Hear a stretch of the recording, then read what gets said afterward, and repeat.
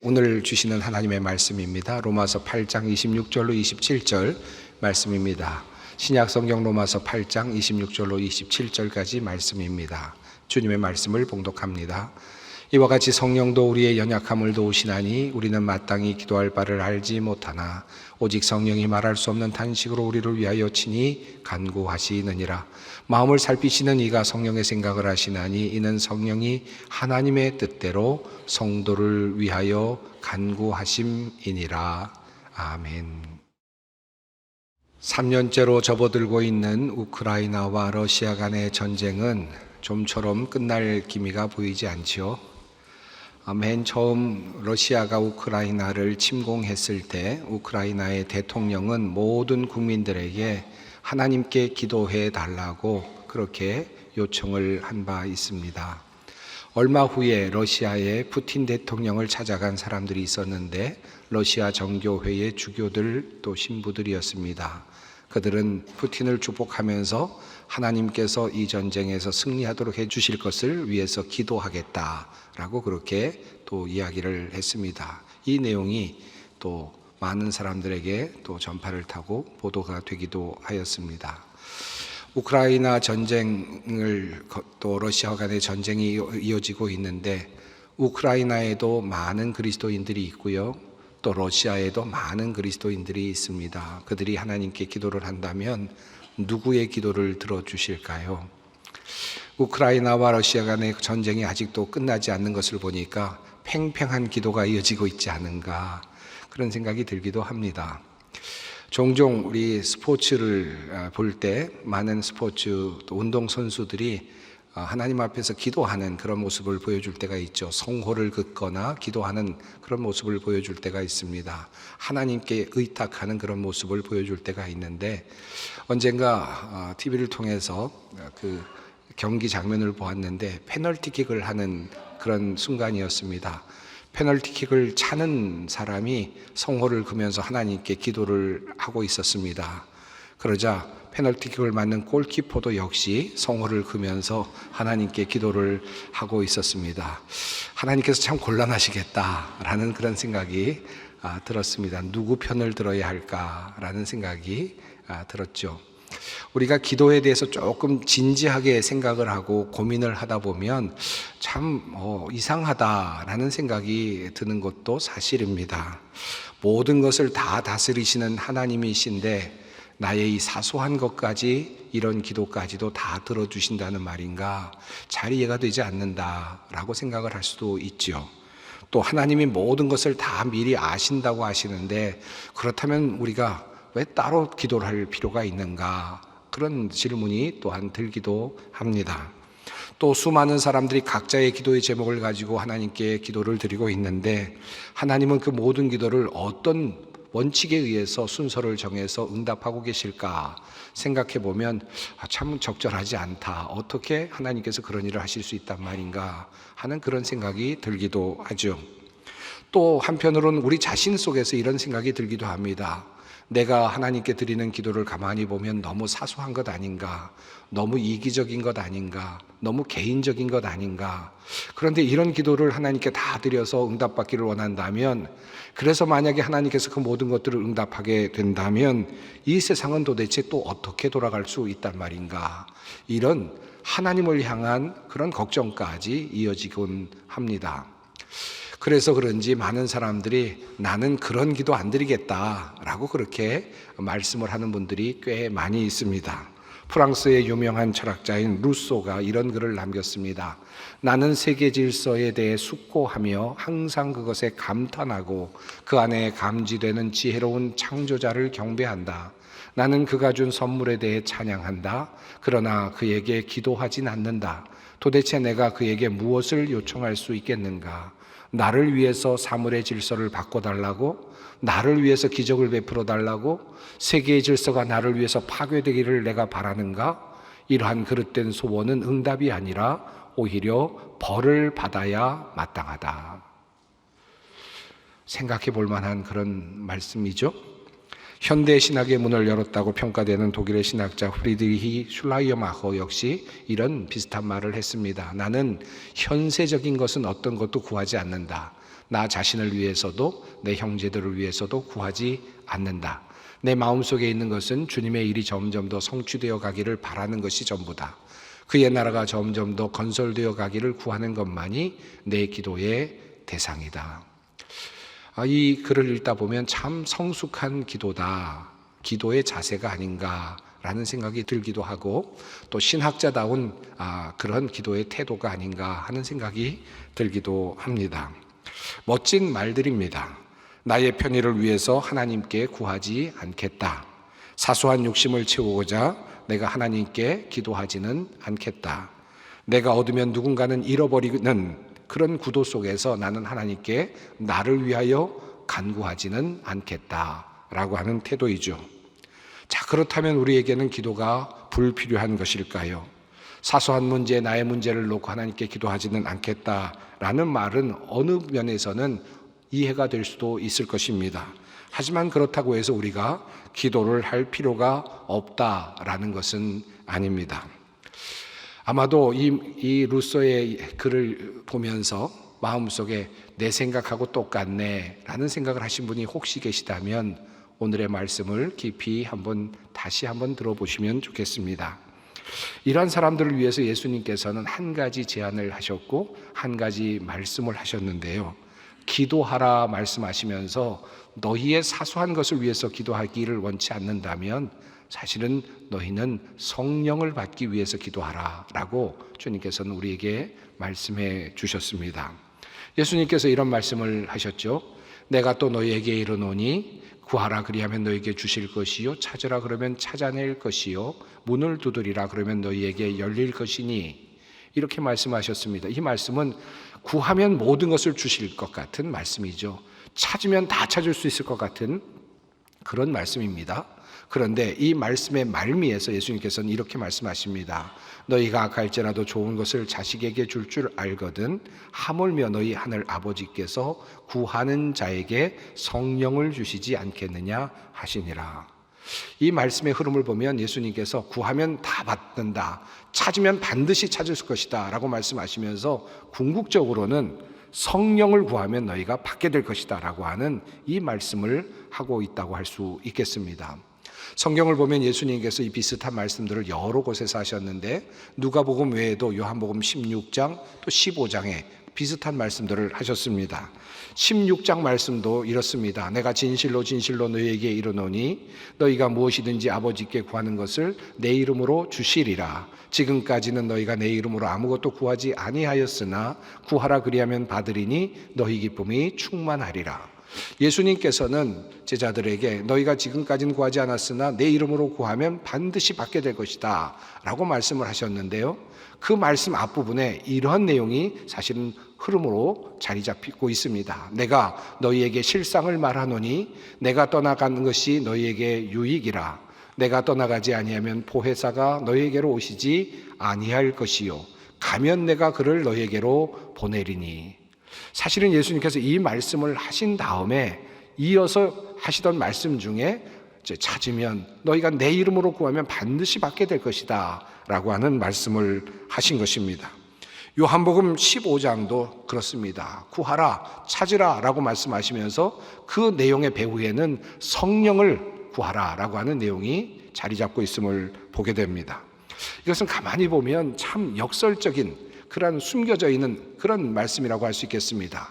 예수님께서는 구하라, 무엇이든지 구하라, 무엇이든지 찾아라 그러면 너희가 다 얻고 받게 될 것이다 라고 하는 말씀을 하시는데 이 말씀의 그 중심에는 성령을 구하라 라고 하는 말씀이 있다는 것입니다.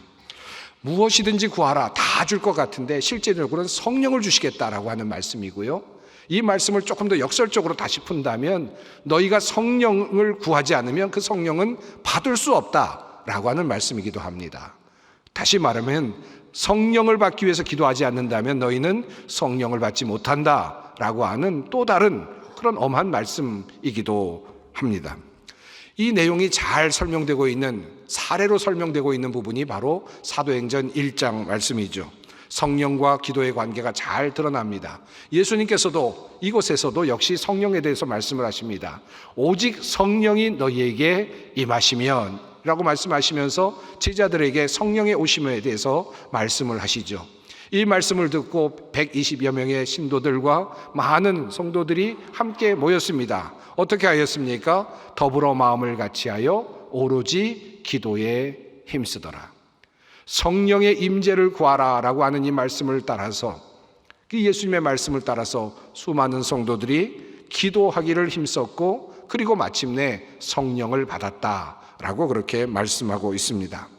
그러므로 주님께서는 우리에게 말씀하십니다. 성령을 받기 위해서 기도하라 라는 것입니다. 다른 어떤 것을 위해서 기도하는 것보다 성령을 받기 위해서 기도하라. 기도하면, 그 기도를 하면 성령을 선물로 받을 것이다 라는 약속도 함께 주셨습니다. 자, 그렇다면 우리는 성령을 받고 싶습니까? 이 말씀에 대한 두 가지 반응이 있습니다. 첫 번째 반응은 두려움입니다. 예수님께서 이런 말씀을 하셨습니다. 오직 성령이 너희에게 임하시면 너희가 권능을 받고 예루살렘과 온 유대와 사마리아와 땅끝까지 이르러 내 증인이 되리라 하시니라. 이 말씀을 읽으면서 두려움을 갖는 것이죠. 너희가 권능을 받는다라는 말씀이 매우 두렵게 느껴질 때가 있습니다. 혹시 신내림이 오는 것은 아닌가? 아니면 혹은 신들리는 것이 아닌가? 우리를 부자연스럽게 하는 그런 일이 일어나는 것은 아닌가 하는 두려움이 생기죠. 또 성령을 받으면 내 증인이 되리라는 이 말씀을 보면서 이렇게 성령을 받으면 선교사로 나가야 되는 것 아닌가 하는 그런 두려움이 생기기도 합니다. 그러므로서 사람들은 대부분 이 말씀을 읽으면서 또 성령을 구하라는 이 말씀에 두려움을 느끼기도 합니다. 또 한편으로 본다면, 한편으로는 이 성령을 받으라는 이 말씀을 보면서 내게 필요하지 않은 것을 구하라고 하는 그런 느낌으로 받을 때가 있습니다. 정작 나의 삶에 필요한 것은 이런 것인데, 나는 지금 병들어 있기 때문에 병이 낫는 것인데, 나에게는 이런 문제가 해결되는 것인데, 이런 것들을 구하지 않고 동떨어진 성령을 구하라고, 성령이 나에게 무엇을 해주실 수 있단 말인가, 나에게 어떤 것을 줄 수 있길래 나에게 성령을 구하라고 말씀하시는가, 이런 의미로 받아들이게 된다는 것입니다. 여러분, 성령을 받으면 어떤 일이 일어납니까? 성령을 구해야 할 이유가 무엇입니까? 예수님께서는 여러 곳에서 성령이 임하시면 어떤 일이 일어나는지에 대해서 우리에게 말씀하여 주셨습니다. 예수님이 이렇게 말씀하십니다. 내가 아직도 너희에게 이를 것이 많으나 지금은 너희가 감당하지 못하리라. 그러나 진리의 영이 오시면 그가 너희를 모든 진리 가운데로 인도하시리니. 자, 진리의 성령이 오시면 너희를 진리 가운데로 너희를 인도하실 것이다 라고 말씀하십니다. 하나님의 구원의 비밀을 알게 하시고 그것을 또한 알게 해주시는 분이 바로 성령님이시다 라고 하는 말씀입니다. 하나님께서 우리를 위해서 풀어가시는 구원의 역사를 알게 하시고, 그리고 예수 그리스도의 그 모습을 알게 하시고, 하나님을 알게 하시고, 성령님을 또한 알게 하시는 것입니다. 이 모든 것들을 알게 하시는 분이 바로 성령님이시다라는 것입니다. 또 한편으로 예수님은 예수님이 누구신지를 성령께서 증언하신다라고 말씀을 합니다.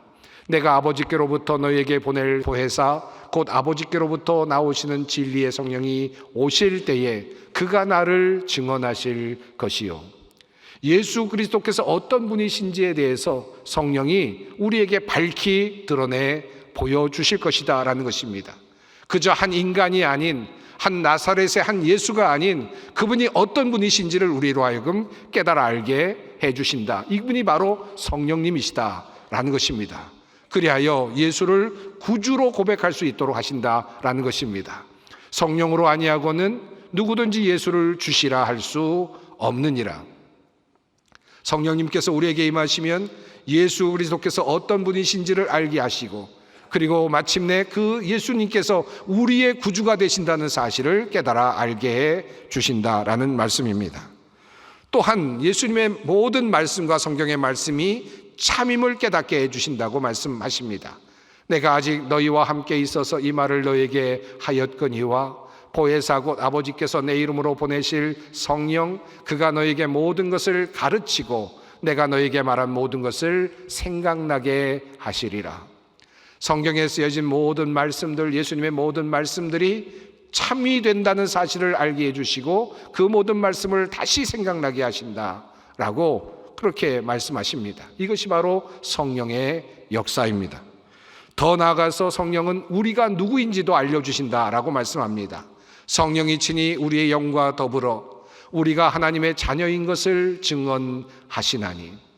내가 누구인가, 우리는 누구인가라고 하는 질문은 오래된 질문입니다. 끊임없이 이어지는 질문이죠. 그리고 철학자들이 끊임없이 물어왔던 질문입니다. 그런데 성령께서 우리가 누구인지를 알려주신다는 것입니다. 우리가 하나님의 자녀라는 사실을 확증해 주신다, 알게 해 주신다라고 말씀하고 있습니다. 그러므로 성령이 오시면 많은 일들이 일어나는 것을 알 수 있습니다. 예수님이 누구이신지를 알게 되고, 그리고 예수님께서 참된 구주가 되신다는 사실을 알게 되고, 하나님께서 하시는 모든 구속의 역사의 비밀을 알게 되고, 어떻게 해서 내가 구원을 받게 되었는지도 알게 되고, 내가 누구인지도 알게 되는 것입니다. 이 모든 것이 바로 성령의 역사하심이라는 것입니다. 기독교 진리는 지식으로 깨닫는 것이 아닙니다. 여러 가지 데이터를 모아서 그 결론으로 얻게 되는 것이 기독교 진리가 아닙니다. 우리의 신앙이 그러하지 않습니다. 우리의 믿음은 결코 우리의 지식으로 얻을 수 없습니다. 우리의 믿음은 성령을 통하여만 얻을 수 있습니다. 성령을 통하여서 하나님께서 우리에게 계시해 주시는 하나님의 구속의 비밀을 온전히 깨달을 수 있을 때 우리는 신앙을 갖게 되고 믿음을 갖게 된다는 말씀입니다.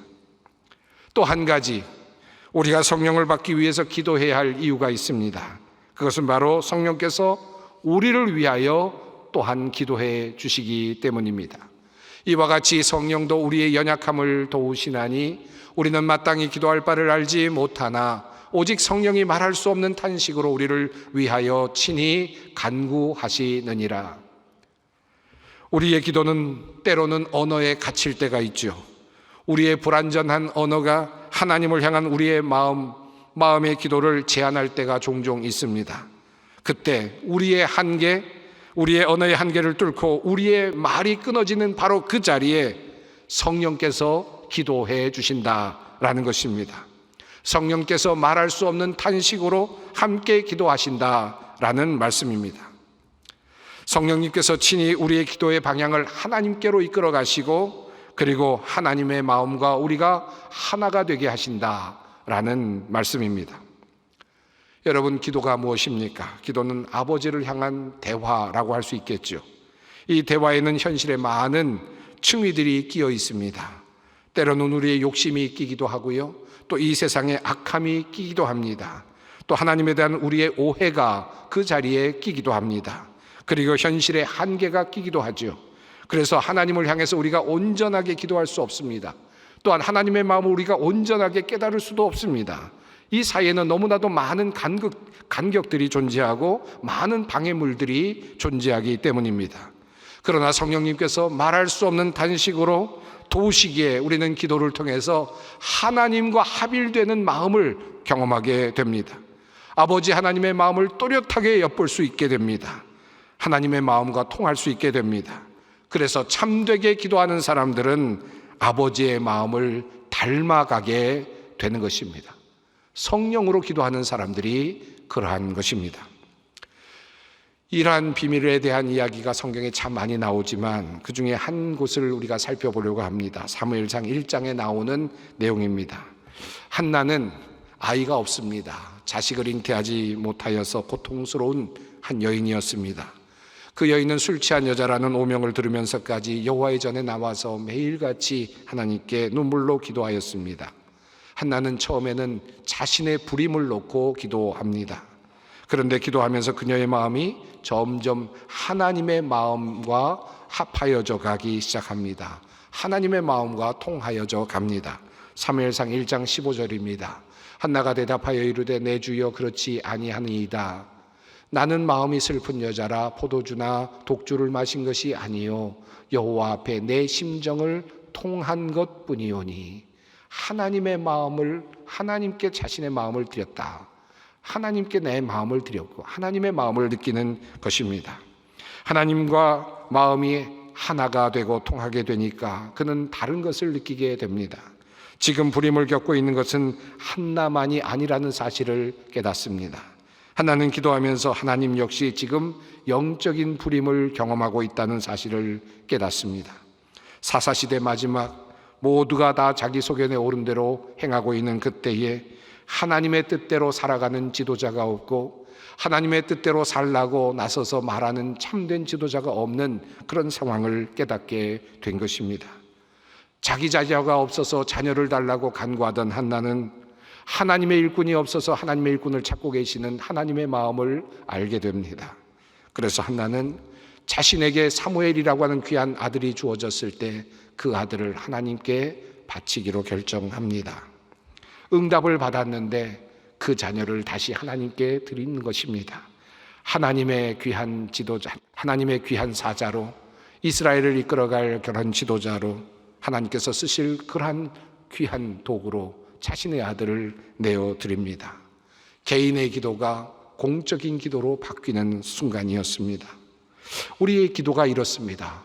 개인의 기도, 처음에는 사적인 그런 욕망, 때로는 어떤 간구, 마음의 소원으로 기도가 시작됩니다.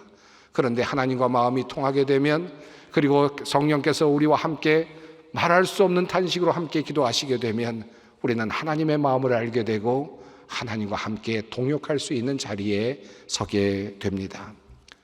많은 분들이 나는 사적인 기도 드리지 않아야지. 여러분, 어떻게 사적인 기도를 안 드립니까? 여러분, 그냥 편안하니까 사적인 기도를 안 드린다고 그러지. 여러분의 상황이 정말 급박하게 된다면 어떻게 여러분의 사적인 기도를 드리지 않을 수 있겠습니까? 예수님도 자신의 사적인 기도를 드렸습니다. 여러분 아시지 않습니까? 예수님께서 십자가 위에 달리시기 직전에 예수님께서 이렇게 주님께 기도합니다. 이 잔을 내게서 옮겨주십시오. 이것이 개인, 인간 예수의 마음입니다.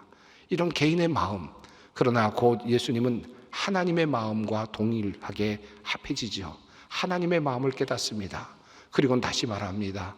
그러나 내 뜻대로 마시고 아버지 뜻대로 되기를 원합니다. 이것이 예수님의 기도였습니다. 바로 성령과 함께 기도하는 기도가 이렇습니다. 처음에는 나의 욕망으로 시작이 되기도 하고 나의 소원으로 시작이 되기도 합니다. 괜찮습니다. 그러나 함께 성령과 함께 기도하다 보면 하나님의 마음과 합해지게 되고 우리의 기도는 다른 길로 갑니다. 하나님의 영광을 위한 하나님의 동역의 자리로 나아가는 기도자가 됩니다. 성령은 기도를 통하여서 얻게 됩니다. 그리고 그렇게 얻게 된 성령은 우리의 기도를 도와주십니다. 성령의 간절한 오늘이 되기를 바랍니다. 성령 받기를 간절히 사모하는 성령 강림주일이 되기를 바랍니다. 성령을 위해 기도하는 우리가 되기를 간절히 바랍니다. 함께 기도하겠습니다. 사랑의 하나님, 기도하라 명하시며 성령을 구하라고 명령하신 주님의 그 말씀을 오늘 성령 강림절에 다시 붙잡습니다. 기도하기를 쉬지 않게 하시고 성령을 구하며 사모하기를 그치지 않게 하옵소서. 오직 성령이 너희에게 임하시면 너희가 내 증인이 되리라는 그 주님의 말씀을 마음에 담고 성령의 능력 안에서는 우리가 되게 하여 주시옵소서. 우리 주 예수 그리스도의 이름으로 기도드리옵나이다. 아멘.